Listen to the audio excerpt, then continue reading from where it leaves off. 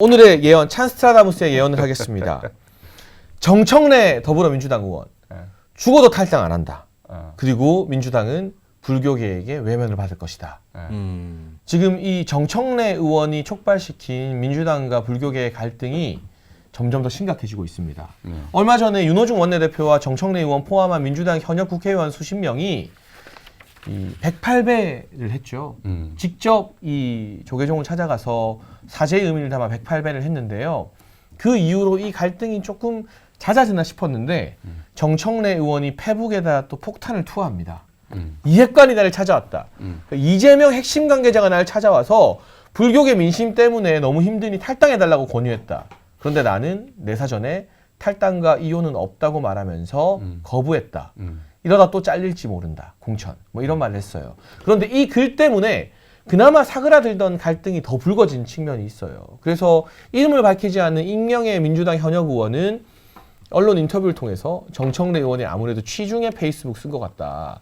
이런 입장을 밝히기도 했고, 오늘 조홍천 의원 같은 경우는 정청래 의원이 책임지고 탈당해야 된다라는 메시지를 공개적으로 냈습니다. 그런데 아시겠지만 조홍천 의원은 이재명 후보의 측근 중 한 사람으로 꼽히거든요. 매우 가깝다고 알려져 있는데 이렇게 공개적으로 발언한 건 사실상 이 후보의 뜻이 아닌가 싶고, 이게 국정감사 자리에서 정청래 의원이 우리 등산객들이 산을 타다 보면 사찰 입장료를 내야 됩니다. 근데 실제로 그 사찰에 방문하지 않더라도 그 권역을 지나갈 때 사찰 입장료를 내야 되는데 이 비용으로 사실 문화재나 여러 사찰들이 유지 관리가 되거든요. 근데 이걸 두고 봉이 김선달이다라는 비유를 써서 불교계에 지금 많은 반발을 초래시켰습니다.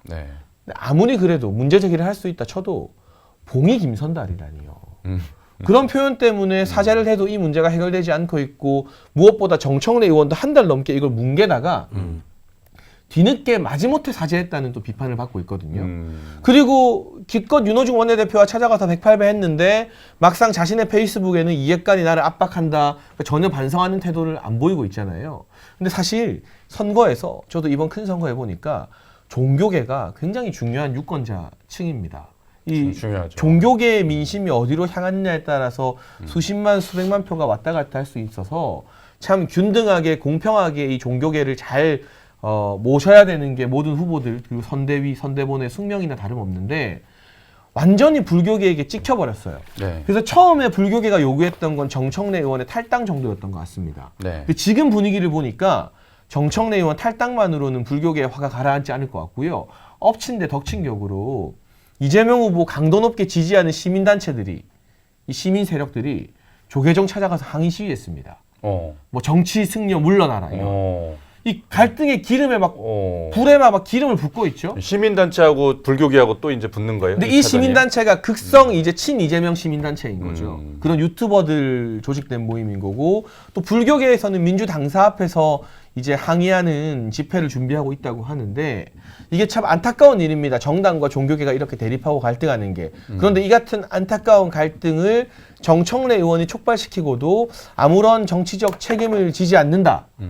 이 부분은 선당우사의 사례를 미루어 봤을 때 정청래 의원이 어떤 결정을 해야 될까, 뭐 제 입으로 말하고 싶지 않습니다만, 문제는 우리가 익히 잘 아는 정청래 의원의 캐릭터상 자진 탈당할까요, 안 할까요?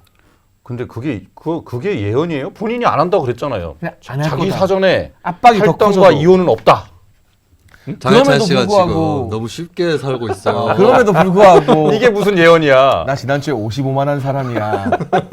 이 정도는 넘어갑시다. 그럼에도 불구하고 정치적인 어떤 압력이 더 커질지도 모르지만 탈당하지 않을 것이다. 이분은 꿋꿋이 마이웨이를 갈 것이다. 손혜원 전 의원처럼 그런 이야기를 좀 하고 싶고, 이게 대선 국면에서 어떤 영향을 끼칠지 계속해서 더 주목하면서 지켜봐야 될 것 같습니다. 정청래 의원은 저는 굉장히 좀 무책임하다고 생각하는 이유가 그 문화재 관람료죠. 그게 이제 사찰 입장료가 아니고 문화재 관람료라는 게 정식 명칭이고, 그 근거법이 문화재 관리법이라는 게 있단 말이에요. 그 법에 의해서 이제 징수를 하는 건데, 근데 이제 그거에 대해서 저는 뭐 비판적일 수 있다고 봐요. 그러면 자기가 국회의원이면 그 법이 왜 문제가 있는지를 논리적으로 얘기를 하고 문제를 제기하고 설득을 하고, 그래서 법을 바꿀 생각을 해야 되는 게 그게 맞는 거 아니에요?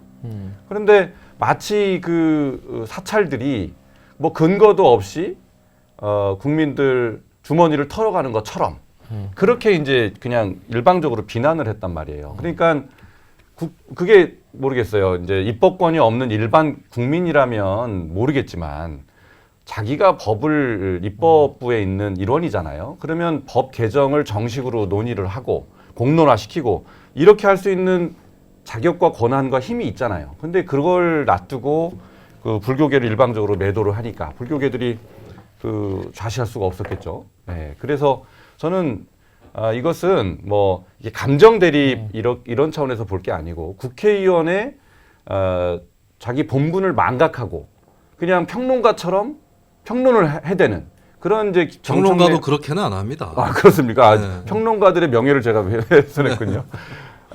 그렇게 이렇게 훈수나 두는 말이에요. 그 정청래 의원의 평소의 그런 행태들 그런 것들이 이제 문제로 나온 거 아닌가? 저는 그런 생각이 들어요.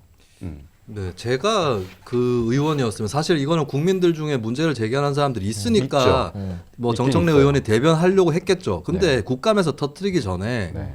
그 조계종이라든지 이쪽 방문을 해가지고 그렇죠. 이 제도는 왜 이런 거냐, 혹시 바꿔볼 여지는 없느냐 이런 얘기들을 미리 나눴으면 괜찮을 텐데 이걸 또 한 건 하겠다 이러면서 국감에서 빵 터뜨린 게 화근이 됐다라고 볼 수 있겠고, 그리고 민주당에 좀 재미난 전통이 생긴 게 대리 사과의 전통이 있어요.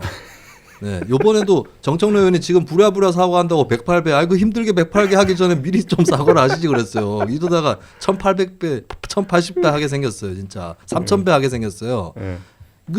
제가 진짜 이상하게 생각한 게 이재명 후보하고 송영길 대표가 먼저 사과하러 다니는 거예요. 근데 정청래 의원이 그때만 해도 뻗팅기고 있었거든요. 이거 완전히 불교계에서 꼭지 돌지 않겠습니까? 이제 와서 사과를 하는지. 그게 언제도 비슷한 일이 또 있었냐면 2019년이었던 걸로 기억이 나는데 그때 민주당에 요즘에 좀 잠잠합니다. 홍익표 의원. 홍익표 의원이 그때 아마 바른미래당이었나? 그쪽을 폄하하는 발언을 했어요. 소수 정당인 주제 이런 거예요. 쉽게 얘기해서. 군소 정당 얘기했죠. 네, 뭐 그런 식으로 얘기를 해서 하태경 의원이 그때 바른미래당에 있었으니까 막 반발하고 이랬는데 그때 민주당 원내대표가 홍영표 원내대표였어요. 네. 홍영표 원내대표가 사과를 했습니다. 이름이 비슷해가지고 홍영표가 사과하면 홍익표가 사과한 줄 알았겠지만 그게 아니고 홍익표 의원은 뭐라 그랬느냐? 난 사과 안 했습니다. 라고 했어요. 이게 지금 민주당의 전통이 돼가지고 더 책임 있는 자리에 있는 사람이 막 이렇게 사과하고 막상 문제를 일으킨 장본인은 사과하지 않는 이게 지금 민주당의 전통이 되고 있는 거고, 그리고 저는 조금 의아했던 거는 이렇게 불교계가 반발하는 이유가 뭘까? 좀 심하다는 생각이 저는 한편으로 있는데 근데 지금 불교계가 이미 불만이 누적이 됐더라고요. 저도 최근에서야 알았는데 문재인 정부가 가톨릭에 편향돼 있다라고 하는 문제 제기를 불교계에서 11가지 사례가 있다. 네. 문재인 정부 예를 들면은 뭐 사찰 동의 없는 사찰 소유 토지 강제 편입, 뭐 국방부의 군종장교 편향, 가톨릭 쪽으로만 좀 밀어주고 불교는 안 챙겨준다.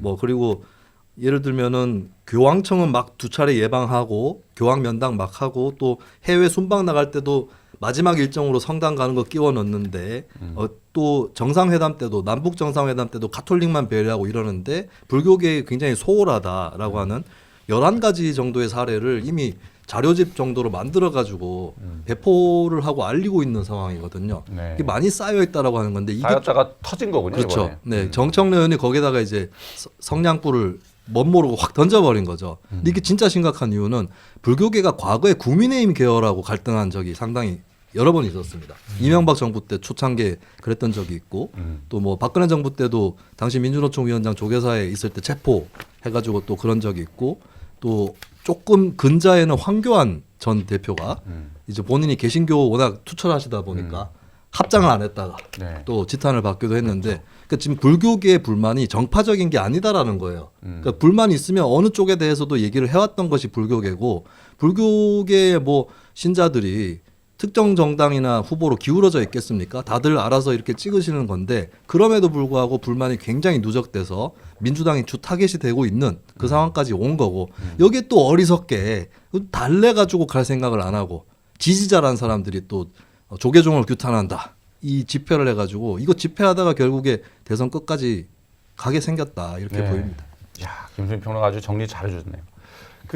좀 민주당 입장에서는 불교계 이런 좀 아주 좀 좋지 않은 그런 분위기에다가 이거는 사실은 덮친 거죠. 엎친 게 또 있었어요. 먼저 네. 기독교계가 민주당 그리고 문재인 정부에 대한 반감이 코로나 사태 이후에 굉장히 심합니다. 예배를 못 드리게 하는 예배를 거예요. 못 드리게 하는 네. 거에 대해서 기독교계가 공식적으로 막 반발하고 그런 거는 이제 전광훈 목사 정도가 그렇게 아주 큰 소리로 했지만 사실은 전국의 그 기독교의 목사님들이 협조를 하면서도 내심 이건 너무 심했지 않나라는 그런 생각들을 정말 많이 하거든요. 그러니까 일반적인 평범한 우리 기독교 교계 목사님들, 또 정강훈 이게 목사님이랑 교회자 같이 가족이죠? 엮을 건 아닌 것 그렇죠, 같아요. 아니죠. 그건 다르지만 대부분 정부의 방역 지침에 엄청 협조를 잘하고 있고 뭐 개인적인 이야기지만 저희 아버지도 작은 개척 교회를 하시는데 이제 큰 교회 계시다 나와서 정부의 지침에 완벽하게 협조하면서 대부분 지금도 온라인으로 다 이 온택트 비대면 예배만 계속 하고 계십니다. 그러니까 협조를 잘 하지만 다른 어떤 방역 지침 사례와 미루어 비교했을 때 뭐 지하철이나 버스 이야기 요새 많이 나오잖아요. 그러니까 유독 좀 이 종교 시설 교회는 더 깐깐한 거 아니냐는 그런 정도의 생각은 또 할 수 있는 거잖아요. 자영업자들이 또 정부 지침에 불만을 가질 수 있는 것처럼. 네, 그렇죠. 그래서 그 기독교계의 누적된 불만에다가 지금 불교계의 이런 아주 노골적으로 또 이렇게 드러내놓는 불만, 이런 것들이 이제 민주당이 이제 극복해야 되는 그런 상황입니다. 정해찬 평론가님 예언이 좀 시원찮아가지고 제가 좀 더 뾰족한 거를 이재호 보강 PD님 예언합니까? 왜 이런 예언을 저한테 주신 겁니까? 던져보겠습니다. TV조선 아고라의 이재호 PD님을 규탄하면 됩니다. 저는 제가- 이틀 전에 55만을 한 사람입니다. 여기까지 하겠습니다. 제가 과학적으로 네. 정청래 의원의 행보를 분석을 해봤습니다. 네. 온갖 그 도구를 다 동원해서 분석을 해봤더니 네. 2004년 총선에서 정청래 의원이 데뷔를 했죠. 나 이거 봤어. 국회의원 됐죠. 김수민 평론가 네. 페북에서 봤어. 2008년에 낙선을 했습니다. 그때 네. 강용석 후보한테 밀렸죠. 2012년에는 당선을 했어요. 네. 2016년에는 컷오프가 됐습니다. 그 손혜원 의원이 못 됐죠. 그게 손혜원 의원이 됐죠. 2020년 총선에서는 다시 돌아왔습니다. 음. 그렇다면 24년은 2024년에는 국회에서 볼 수 없을 것입니다. 떨어질 차이. 이것은 과학입니다. 근데 다만 그 과정이 어떤 것이냐. 자진 탈당은 제가 봐도 장해찬 평론가 예측대로 없을 거라고 보는데 2024년 총선이 되면 엄청 쪼일 거예요. 그리고 막 컷오프 시킨다 만다 그 얘기 나올 겁니다. 정청래 너 때문에 불교계 그 지경 돼가지고 대선 때도 피해 입지 않았냐? 이 얘기가 분명히 나올 거거든요. 그러면 이제 정청래 의원이 또 컷오프를 당할 거냐? 그렇게까지는 좀 어렵다. 오늘 요번에 올린 글도 보면은 정 의원이 과거보다는 좀 사람이 숙연해졌다는 느낌이 들거든요. 그래서요. 그래서 불출마 선언을 할 것이다. 불출마 선언. 네. 저는 그런 2024 생각이 년. 들어요. 보세요. 이 정청래 의원 지역구에 컷오프 당하고 손혜원 의원이 공천받았잖아요. 그랬죠. 그때 정청래 의원의 보좌진이 손혜원 의원은 이동합니다. 그 맞습니다. 보좌진 이동된 보좌진이 김성애 열린민주당 대변인이에요. 요즘 방송에서 진보 패널로 맹활약하고 있잖아요. 네. 제가 봤을 때 2024년에 정청래 의원이 불출마 선언하면 그 자리에 자기 보좌관 출신인 김성애 이제 민주당 대변인이 그렇게 되겠죠. 되나? 그분을 밀어넣을 수도 있는데 이게 마포구 주민들 입장에서는 열받는 일이에요. 여기가 무슨 자기들 뭐 영토도 아니고 정청래, 손혜원, 김성애 다 같은 계파 사람들끼리 돌려막기 하고 마포를 우습게 알아도 너무 우습게 아는 거 아니냐는 그러한 반대 여론이 또 일어날 거다. 2024년까지 제가 미리 예언합니다. 그 야, 반대 여론 오늘 예언이 쏟아지네요, 아주. 그 반대 여론 때문에 제가 사실 뭐 김성회 씨하고 같이 방송도 하고 있는데 반대 여론이 있을 수 있다는 걸 미리 캐치를 하고 다른 식으로 공천할 것이다. 마포에 보면은 방송국들이 많죠. 예, 그 방송국의 관계자들 이를테면 김어준 씨나 박성대 사장님이나 이 사람들이 공천을 받는 거 아닌가? 이건 좀 너무 나갔나요? 네, 저는 공천 받고 반대 여론 때문에 낙선할 것이다라고 예언합니다. 김어준 씨가 마포에 출마해가지고 막 쫄지 마 이러면서 막 연설하고 다니지 않을까? 네. 저는 왠지 정청래 의원이 좀 이따가 108배를 하지 않을까. 이미 했어요. 3,000배, 지난주에 3,000배 했어요. 3,000배 갑니다. 이번 주인가 이번 주 그러면은 3,000배 간다. 108 무조건 배가 안 3,000배 되고 간다. 3,000배 갑니다. 3보 1배 가야 되겠네. 3보 1배. 1보 3배. 아? 일보 1보 3배. 108배 하고 페이스북 글 쓴 거예요. 네. 108배로 안 끝나요. 야, 벌써 했구나. 1보 3배 근데 유력합니다. 3보 1보 1배 3배. 하면 떠오르는 분이 있죠. 추미애 전 추미애 장관. 의원. 네. 그래서 이게 그닥 효과가 있을 것 같지 않습니다. 그러니까 1보 3배로 가야 됩니다. 네. 3보 1배 말고 1보 3배. 예. 자, 정청래 의원이 어떻게 할지 오늘 뭐 정청래 의원 관련된 그 예언이 쏟아져 나왔어요. 다음 총선에서 공천 못 받을 건데 그 전에 불출마 선언할 거다. 그리고 그 자기 자리에 김성회 같은 자기 보좌관을 꽂아 넣을 거다. 뭐 이런. 근데 예언이 사실 나왔습니다. 오늘 방송을 보고 정청래 의원이 되게 좋아하실 것 같아요. 네. 이게 뉴스트라다무스에서 단독으로 예언 다뤄줄 만큼의 최근에 정치적 존재감이 거의 없거든요. 그래서 저희가 이렇게 다뤄줬다는 사실만으로 정청래 의원 되게 기뻐하시지 않을까 하는 생각이 좀 듭니다.